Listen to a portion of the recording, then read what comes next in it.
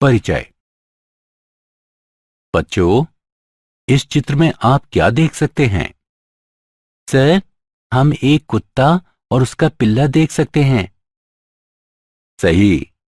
इस चित्र में बने बीज क्या समरूप आम का पौधा उत्पन्न कर सकते हैं?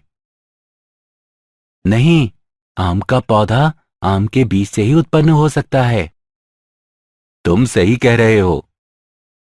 तुम्हारे पिताजी के समान कौन दिखता है, तुम या तुम्हारा चचेरा भाई? मैं अपने पिताजी के एकदम समान दिखूंगा। नहीं, समान संतति उत्पन्न करने की यह घटना विभिन्न जीनों की वंशागति पर निर्भर करती है।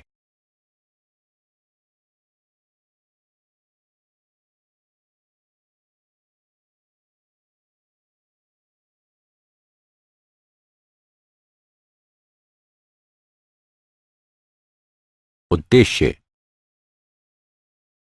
इस पाठ के अंत में आप निम्न करने में सक्षम हो जाएंगे। मेंडल के वंशागति के नियम समझना, एक जीन के वंशागति प्रतिरूप को समझना, वंशागति के विभिन्न नियमों की पहचान करना, पनेट वर्ग और इसकी गणना को समझना, परीक्षार्थ संकर की पहचान करना।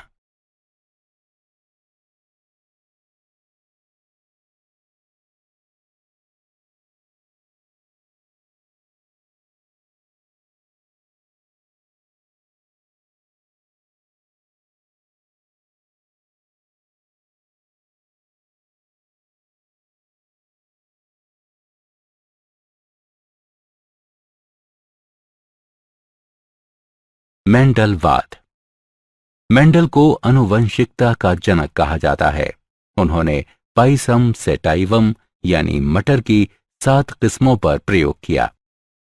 प्रारंभ में कुछ कारणों की वजह से उनके परिणाम स्वीकार नहीं किए गए, लेकिन वर्ष 1900 में Hugo de Vries, curl Correns और इरिक वॉन शेरमॉक द्वारा उनके परिणामों की पुनः खोज की गई।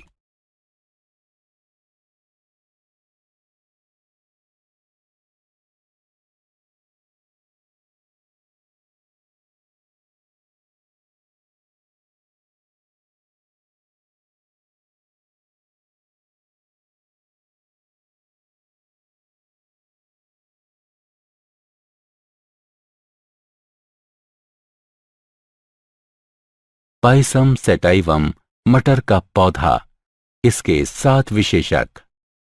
मेंडल द्वारा अपने प्रयोग के लिए पाइसम सेटाइवम के चुने गए 7 जोड़े विपरीत लक्षण के थे।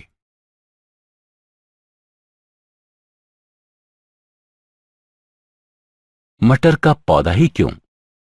मेंडल ने अपने प्रयोग के लिए मटर के पौधे का चयन निम्नलिखित कारणों से किया। विशेषकों के लिए मटर के पौधे की अनेक किस्में वैकल्पिक रूपों के साथ उपलब्ध थीं। मटर के पौधों में स्वपरागण होता है, इसलिए शुद्ध नस्ल आसानी से प्राप्त की जा सकती थी। मटर का पौधा आसानी से वृद्धि कर सकता है। मटर के पौधे में छोटी जीवन अवधि होती है। इसके पुष्प द्विलिंगी होते हैं। मेंडल के प्रयोग के चरण। मेंडल का प्रयोग 3 चरणों में संपन्न किया गया। वास्तविक प्रजनन। मेंडल द्वारा नोट किए गए 7 लक्षण जनकों से संतति में पहुंचते हैं कि नहीं, ये जानने के लिए उन्होंने 7 प्रकार के पौधों से स्वपरागण द्वारा उत्पन्न बीज लिए। मेंडल ने इन सभी को शुद्ध लक्षण नाम दिया। शुद्ध पौधों का संकरण। पौधों की 2 अलग अलग किस्मों पर परागण से संकर पौधे उत्पन्न करती है, जो F1 पीढ़ी बनाते हैं। संकरों में स्वपरागण। F2 पीढ़ी उत्पन्न करने के लिए प्रत्येक F1 संतति का स्वपरागण कराया गया। एक जीन की वंशागति। मटर के पौधों की लंबी और बौनी किस्मों के बीच एकल संकर क्रॉस निम्नानुसार है। एकल संकर क्रॉस के परिणाम। जीन।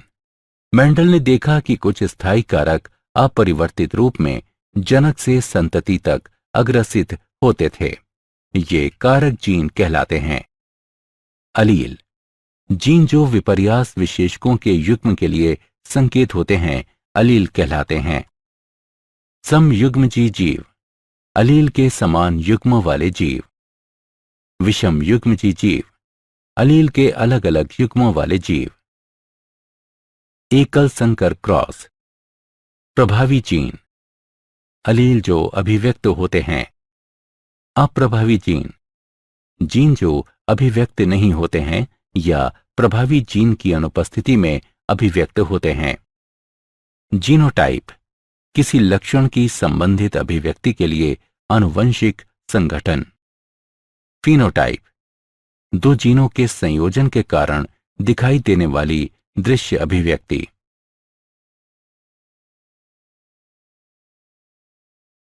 विसंयोजन के लक्षण, जब युग्मक अर्धसूत्रण द्वारा उत्पन्न होते हैं तो जनिकीय युग्म के अलील विसंयोजित हो जाते हैं और केवल एक अलील युग्मक तक संचारित होता है। अलील का यह विसंयोजन एक यादृच्छिक प्रक्रिया है और इसलिए युग्मक में कोई एक अलील होने की संभावना 50% होती है।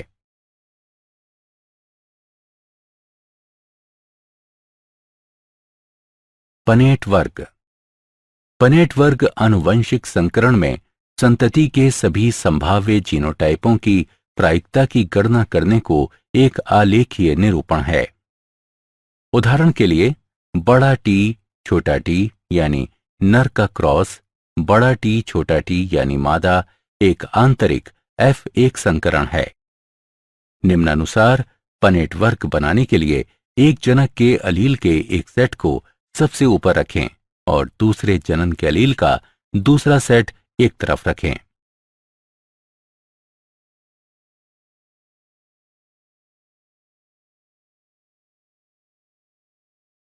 पनेट वर्ग की गणना करना। निम्नलिखित उदाहरण में दर्शाए गए रूप में अलील को केवल एक साथ जोड़कर संतति की अलील संरचना का निर्धारण करें। इस तरह के संकरण से F2 पीढ़ी में निम्नलिखित परिणाम प्राप्त होंगे। 3 लंबे पौधे और 1 पौना पौधा, 3/1 फिनोटाइप अनुपात। 1 समयुग्मजी लंबा, 2 विषम युग्मजी लंबे और 1 समयुग्मजी पौना पौधा यानी 1/2/1 जीनोटाइप अनुपात। परीक्षार्थ संकरण, संतति का जीनोटाइप इसके प्रजनन अप्रभावी प्रकार के साथ संतति द्वारा ज्ञात किया जा सकता है। ऐसा संकरण परीक्षार्थ संकरण कहलाता है। उदाहरण के लिए लंबे पौधे के फिनोटाइप में जीनोटाइप 2 बड़े टी या बड़ा टी छोटा टी हो सकता है। इसका जीनोटाइप निम्नलिखित तरीके से निर्धारित किया जा सकता है। पहली स्थिति में सभी पौधे लंबे होते हैं। इस प्रकार परीक्षार्थ पौधे का जीनोटाइप 2 बड़े टी हैं। दूसरी स्थिति में लंबे और बौने पौधे 1/1 के अनुपात में उत्पन्न होते हैं। इस प्रकार परीक्षार्थ पौधे का जीनोटाइप बड़ा टी छोटा टी है। वंशागति के नियम। मेंडल के सिद्धांत या वंशागति के नियम हैं। प्रभाविता नियम, इस नियम के अनुसार जोड़े में एक कारक स्वयं को अभिव्यक्त करता है और F1 पीढ़ी में दूसरे की अभिव्यक्ति को रोकता है। विसंयोजन नियम, इस नियम के अनुसार प्रत्येक लक्षण के कारक युग्मक निर्माण के दौरान विसंयोजित हो जाते हैं ताकि प्रत्येक युग्मक केवल एक कारक ग्रहण कर सके और सदैव शुद्ध रहे। नर और मादा युग्मकों में 2 कारक या विशेषक बराबर आवृत्ति के साथ प्रकट होते हैं। अपूर्ण प्रभाविता, सह प्रभाविता और बहुअलील। अपूर्ण प्रभाविता ये तब होती है जब एक निश्चित विशेषक के लिए कोई भी अलील प्रभावी नहीं होता है। इस प्रकार विषम युग्मजीव व्यष्टियों में एक मध्यवर्ती अभिव्यक्ति पाई जाती है। सह प्रभाविता ये तब होती है जब एक विशेषक के लिए दोनों अलील प्रभावी होते हैं और विषम युग्मजीव व्यष्टि में दोनों अभिव्यक्ति किए जाते हैं। ऐसी घटना बहुअलील के साथ देखी जा सकती है। बहुअलील ये एक विशेषक के लिए 3 अलील की उपस्थिति को संदर्भित करता है। उदाहरण, मानव रक्त में 3 अलील ए, बी, ओ होते हैं।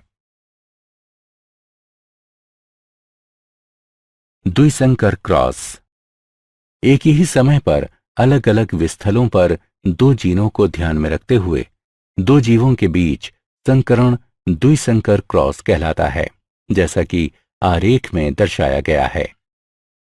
द्विसंकर क्रॉस के परिणाम। द्विसंकर क्रॉस F2 पीढ़ी में 4 प्रकार के पौधे 9/3/3/1 के फिनोटाइप अनुपात में उत्पन्न करते हैं। 2 नए संयोजन उत्पन्न किए जाते हैं, गोल हरा और झुर्रीदार पीला। एक लक्षण की वंशागति दूसरे लक्षण की वंशागति से स्वतंत्र थी। स्वतंत्र अपव्यूहन का नियम।